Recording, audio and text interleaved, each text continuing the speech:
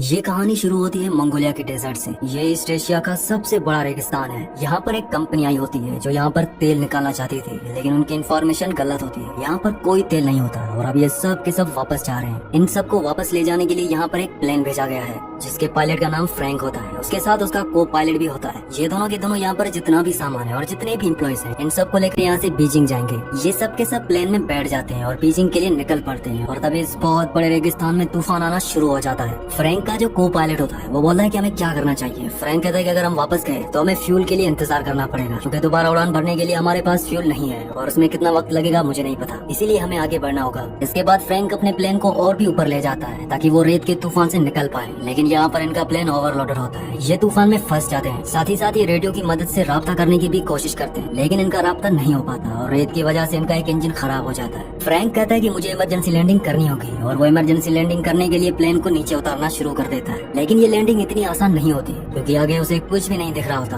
और जैसे ही प्लेन और नीचे उतरता है तो उनके प्लेन का पिछला हिस्सा एक चट्टान से टकराता है, जिस वजह से पीछे का दरवाजा खुल जाता है। इनमें से एक पैसेंजर उड़ जाता है और उसकी मौत हो जाती है। और अब इनका प्लेन रेगिस्तान में घिसटता हुआ आगे तक जाता है और जब प्लेन रुकता है तो ये देखते हैं कि प्लेन में 2 पैसेंजर्स और मर चुके होते हैं, लेकिन अभी भी ये बाहर नहीं जा सकते क्योंकि बाहर तूफान चल रहा है। और जब तूफान थमता है तो ये दिखाया जाता है कि इनका पूरा प्लेन रेत के अंदर दफन हो चुका है। लेकिन कुछ ही घंटों के बाद रेत वहाँ से खुद ही उड़ जाती है और इनका प्लेन एक बार फिर से विजिबल हो जाता है। ये सब के सब बाहर आते हैं और अपने खाने की सप्लाई चेक करते हैं और उन्हें पता चलता है कि इनके पास 1 महीने के खाने और पीने की सप्लाई है। इन्हीं में से एक आदमी होता है, वो कहता है कि मैं चलकर यहाँ से बाहर निकल जाऊंगा। दरअसल इन्हें यहाँ से बाहर निकलने के लिए 200 माइल का सफर करना होगा, क्योंकि अब ये मंगोलिया में नहीं बल्कि चाइना में कहीं है। लेकिन इन्हें अपनी एग्जैक्ट पोजीशन नहीं पता होती और न ही इनका रेडियो काम कर रहा होता है। वो आदमी तो यहाँ से चलकर निकलना चाहता है। वो कहता है कि मैंने मैराथन किया है, मैंने हाइकिंग ट्रैकिंग की है, मैं यहाँ से जा सकता हूँ। उसे बताया जाता है कि ये जुलाई का महीना है और रेगिस्तान में जुलाई का महीना सबसे गर्म होता है। अगर आप 1 गिलास पानी पियोगे तो कुछ ही मिनटों में तुम्हारे जिस्म में पसीना बनकर 10 गिलास पानी निकल जाएगा। वो कहता है कि मैं सिर्फ रात को सफर करूंगा। उसे बताया जाता है कि लेकिन तुम्हें रास्ता पता नहीं चलेगा, क्योंकि यहाँ पर जो पहाड़ियाँ हैं वो मैग्नेटिक है और तुम्हारा कंपास कभी भी काम नहीं करेगा, इसीलिए तुम गोल गोल घूमकर बार बार एक ही जगह पर आ जाओगे।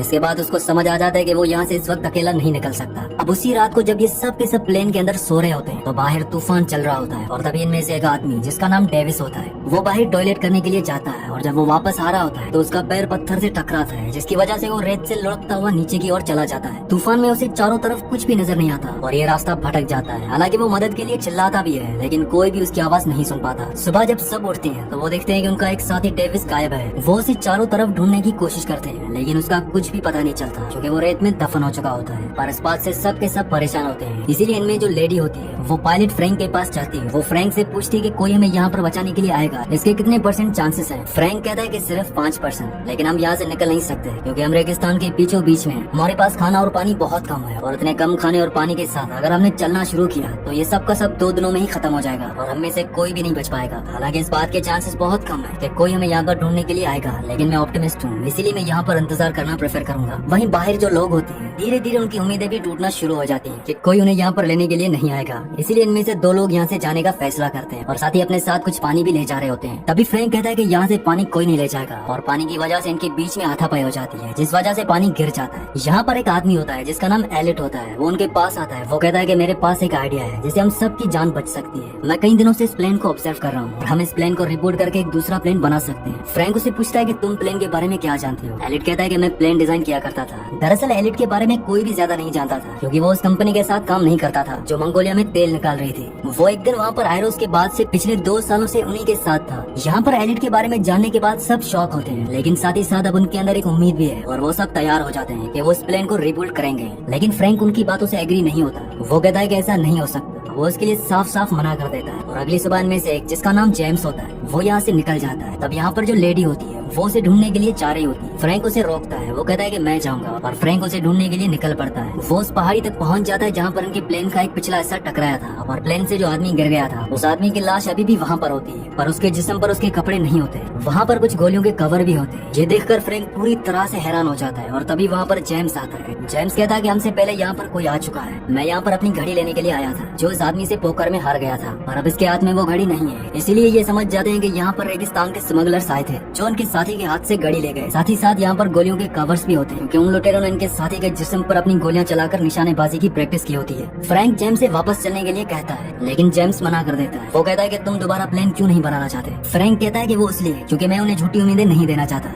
ऐसा कुछ नहीं होने वाला। जेम्स कहता है कि इस दुनिया में हर एक इंसान प्यार चाहता है और अगर हम किसी को प्यार नहीं दे सकते तो हमें उसे उम्मीद देनी चाहिए। अगर हम उसे उम्मीद भी नहीं दे सकते तो उसे वो करने देना चाहिए जो वो करना चाहता है। जेम्स की बातें सुनने के बाद फ्रैंक इन लोगों को प्लेन बनाने में साथ देने के लिए राजी हो जाता है, बावजूद इसके कि उसे पूरा यकीन है कि प्लेन नहीं बन सकता। ये दोनों के दोनों उस जगह पर आ जाते हैं जहाँ पर इनके बाकी साथी हैं और अब ये सब मिलकर प्लेन बनाना शुरू करते हैं। ये दिन में काम नहीं करते क्योंकि यहाँ पर बहुत गर्मी होती है, इसीलिए पूरी रात काम करते हैं। पर इनकी परेशानी तब बढ़ जाती है जब एक रात को इनका वो फ्यूल जो इन्होंने आग जलाने और जनरेटर जलाने के लिए रखा होता है उस पर वेल्डिंग करते हुए चिंगारियां गिर जाती है और एक बहुत बड़ा ब्लास्ट होता है। हालांकि इस ब्लास्ट में किसी की जान नहीं जाती लेकिन इनका सारा का सारा फ्यूल बर्बाद हो जाता है। अब इनके पास उतना ही पेट्रोल मतलब कि उतना ही फ्यूल बचा है जिस पेट्रोल से ये यहाँ से निकल सकते हैं। ये अब इसका इस्तेमाल नहीं कर सकते, इसीलिए अब इन्हें रात को नहीं बल्कि दिन में काम करना होगा। और दिन में यहाँ पर बहुत ज्यादा गर्मी होती है लेकिन ये हिम्मत नहीं हारते, ये दिन में काम करना शुरू कर देते हैं। और अब जब इन्होंने प्लेन को रिबूट किया है उसमें इन्हें एक विंग को जोड़ना है और इनके पास एक ही मौका है। अगर ये विंग नीचे गिर गया तो ये कभी भी ऊपर नहीं आ सकते क्योंकि इनके पास इतने भारी सामान को उठाने के लिए कोई भी क्रेन नहीं है। और अभी उसे धीरे धीरे ऊपर से छोड़ना शुरू करते हैं लेकिन तभी वो जंजीर टूट जाती है जिसे इन्होंने उस विंग को होल्ड किया होता है। वो विंग बहुत तेजी के साथ नीचे की तरफ घिसटता हुआ जाता है और वो सीधा प्लेन से टकराता है। इस बात से सब हैरान हो जाते हैं। प्लेन के अंदर पहले से इनका एक साथी होता है जिसे उस विंग को एक बोर्ड से जोड़ना होता है और तभी वो बाहर आता है। वो कहता है कि मैंने कर दिया। दरअसल जंजीर टूटने के बाद विंग जब फिसल कर प्लेन की तरफ गया था तो एग्जैक्ट उसी पोजीशन पर गया था जहाँ पर उसे जाना था। और इस विंग को जोड़ने के बाद इनके प्लेन का पूरा ढांचा तैयार हो चुका है और सबको अब उम्मीद है कि ये यहाँ से फ्लाई करके निकल जाएंगे। इसीलिए ये नाचना और एंजॉय करना शुरू कर देते हैं। साथ ही साथ ये रेत भी हटा रहे होते हैं ताकि एक ट्रैक तैयार कर सकें और यहाँ से उड़ सकें। लेकिन ये सब इतना आसान नहीं है। एक दिन यहाँ पर इलेक्ट्रिक तूफान आ जाता है जिसमें बहुत सारी बिजलियाँ गिरना शुरू हो जाती हैं और इनके जो प्लेन का विंग है उसके अंदर पेट्रोल है, इसीलिए वो सब वहाँ से भागकर दूर हो जाते हैं। लेकिन एलिट वहाँ से नहीं जाता क्योंकि वो किसी भी कीमत पर इस प्लेन को नहीं खोना चाहता। और जब उसके ऊपर बिजली गिरने वाली होती है तभी फ्रैंक उसे पकड़कर वहाँ से कूद जाता है जिस वजह से उसकी जान बच जाती है क्योंकि अगर एलिट को कुछ हो गया तो इनमें से कोई भी नहीं है जो प्लेन को पूरा कर सके। ये सब इस प्लेन का नाम फीनिक्स रखते हैं। फीनिक्स असल में इजिप्शियन माइथोलॉजी के हिसाब से रेगिस्तान का एक ऐसा परिंदा है जिसे बहुत ही पावरफुल माना जाता है। लेकिन इन्हें अभी भी फीनिक्स पर मतलब कि अपने प्लेन पर बहुत काम करना है। अब धीरे धीरे इनका पानी भी खत्म हो रहा है। एक रात ये रेत की चट्टान से देखते हैं कि इनसे काफी दूर कुछ लोग हैं जो टेंट लगाकर वहाँ पर सो रहे हैं। असल में ये सब के सब स्मगलर्स होते हैं जो हथियारों के सप्लायर होते हैं जो रेगिस्तान के रास्तों से हथियारों की सप्लाई एक कंट्री से दूसरी कंट्री में करते हैं। फ्रैंक कहता है कि हमें उनसे पानी की मदद मांगनी चाहिए। हालांकि एलिट मना करता है लेकिन फ्रैंक और उनके कुछ साथी वहाँ पर उन लोगों से पानी की मदद मांगने के लिए जाते हैं। फ्रैंक और उसका साथी पत्थर के पीछे छुप जाते हैं ताकि अगर कोई भी खतरा हो तो वो पीछे से हमला कर दे। इनके पास गन भी होती है और जब वो उन स्मगलर्स से पानी की मदद मांगते हैं तो उनमें से एक आदमी इन्हीं के एक आदमी पर गोली चला देता है। फ्रैंक और उसका जो साथी होता है वो पीछे से उन पर गोलियां चलाते हैं और उनके आदमियों को मार देते हैं। लेकिन एक स्मगलर वहाँ से भागने में कामयाब हो जाता है। हालांकि फ्रैंक के पास मौका था उसे पीछे से गोली मारने का लेकिन वो गोली नहीं चलाता क्योंकि वो खूनी नहीं है। यहाँ पर जेम्स इन मरे हुए स्मगलर्स में से एक स्मगलर का हाथ में वो अपनी घड़ी देखता है जो उसके उस दोस्त के पास थी जिसकी प्लेन से गिरकर मौत हो गई थी। मतलब कि ये वही स्मगलर्स हैं जो पहले भी यहाँ पर आ चुके थे और इन्हीं स्मगलर्स ने इनके मरे हुए साथी के ऊपर गोलियां चलाई थी। मतलब कि ये बहुत ही खतरनाक स्मगलर्स थे। इनमें से एक स्मगलर बच जाता है, वो जख्मी होता है और ये सब उसे अपने प्लेन के पास लेकर आते हैं। हालांकि कुछ लोग चाहते हैं कि इसे मार दिया जाए क्योंकि इसने इनके साथी को मारा है लेकिन फ्रैंक ऐसा करने से मना करता है और सबके बीच में आर्गुमेंट हो रहे होते हैं। तभी एलिट उसे गोली मार देता है जिस वजह से फ्रैंक और एलिट के बीच में आर्गुमेंट होना शुरू हो जाते हैं। एलिट फ्रैंक को ब्लेम करता है। वो कहता है कि तुम पायलट थे, तुम्हारी वजह से हम यहाँ पर फंसे हैं और तुम्हारी वजह से हमारे एक साथी की जान गई क्योंकि मैंने मना किया था फिर भी तुम वहाँ पर गए। और इस बात से फ्रैंक को गुस्सा आ जाता है। वो एलिट को एक पंच मारता है और अब एलिट इन सबसे नाराज हो जाता है क्योंकि उसकी ईगो हर्ट हो जाती है। वो कहता है कि मैं प्लेन नहीं बनाऊंगा, मुझे जितना काम करना था मैंने कर लिया। मैं यहाँ पर 10 लोगों के बराबर काम करता हूँ और तुम सब आराम करते हो। कैली यहाँ पर उसके पास आती है और वो उसे कहती है कि तुम्हारे बिना हम इस प्लेन को नहीं बना सकते, हमें तुम्हारी जरूरत है। वो कहता है कि सब अगर मुझे रिक्वेस्ट करेंगे तभी मैं प्लेन को बनाऊंगा और सबको उसे रिक्वेस्ट करनी पड़ती है, यहाँ तक कि फ्रैंक को भी।